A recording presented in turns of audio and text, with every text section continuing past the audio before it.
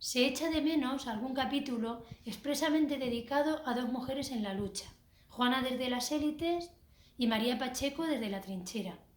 ¿Cuál es el papel de la mujer en la revolución de las comunidades? A ver, en el caso de Juana, la reina Juana, fue un papel pasivo, como le tocó toda su vida, porque la historia de esta mujer fue que realmente, aunque ella no tenía ningún impedimento por ser mujer para reinar en Castilla, tanto los intereses primero de su padre, Fernando el Católico, como luego, bueno, antes o simultáneamente de su marido, Felipe el Hermoso, como luego de su hijo, Carlos V, el emperador, fue arrinconarla, con independencia de su verdadera circunstancia, de la gravedad de su enfermedad mental. Los comuneros utilizaron la referencia en el siglo XVI de la reina Juana, fueron a visitar la Tordesillas, básicamente porque de esta manera ellos estaban transmitiendo la impresión de respetar el formato de poder tradicional, el poder monárquico, pero dejando claro al emperador que ni siquiera él era, como cualquier soberano, el único, la única alternativa. En este caso estaba bien claro porque estaba viva su madre, ¿no? Que era la reina legítima todavía, y es más que discutible, a partir del testamento de Fernando el Católico, si él tenía que haber actuado como gobernador o como regente, haber esperado los 20 años como había supuesto su abuela Isabel la Católica, en fin. En definitiva, lo que había era una crítica a un aspecto muy interesante que es el imperial. El proyecto imperial de Carlos V no solo se veía como algo que podía desangrar esta tierra, sino que daba pie a que una serie de gobernantes flamencos, de gente de su séquito,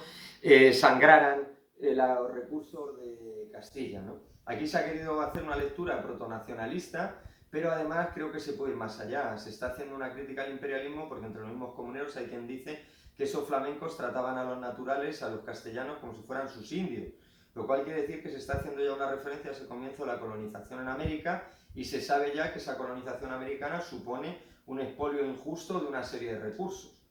Es decir, que en este sentido la defensa de la nación, del reino como la llamaban entonces, de las comunidades, que era como se articulaban como una especie de confederación, reunidas en la Santa Junta, también nos proyecta hacia adelante un planteamiento muy moderno, sobre todo lo que ha sido el federalismo, incluso el confederalismo, el cantonalismo en la España contemporánea, y tocando un asunto tan actual como es ahora mismo el del propio sentido del proyecto español, ¿no? En muchas ocasiones, como en el siglo XIX, entre los comuneros románticos, la referencia a España a lo español era todavía la referencia a la resistencia victoriosa frente a la ocupación napoleónica. Era en ese sentido la referencia a una resistencia popular cuando las oligarquías habían fallado estrepitosamente. Pero está claro que luego enseguida esos liberales moderados de los que comentaba antes van a utilizar el concepto de España para lo contrario, para que sea una vez la nostalgia del imperio, de la colonización americana, de ese imperio que se sentía inferiorizado ahora frente a otras naciones europeas que se van desarrollando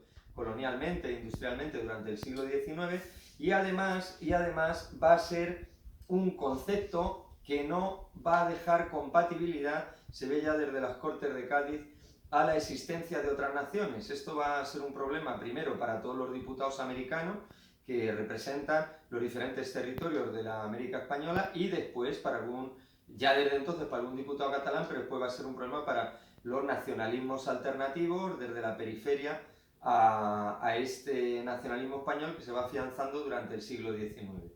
este es otro punto muy interesante de la lectura o la relectura que se vuelve a hacer en el siglo XIX del asunto de la revolución comunera.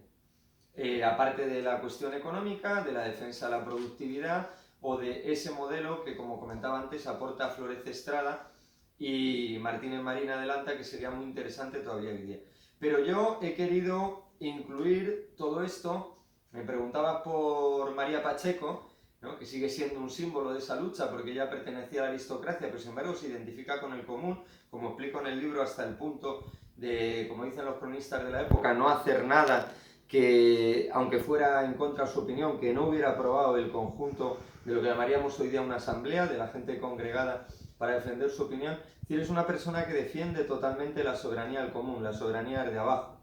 Y esto nos traslada al sentido más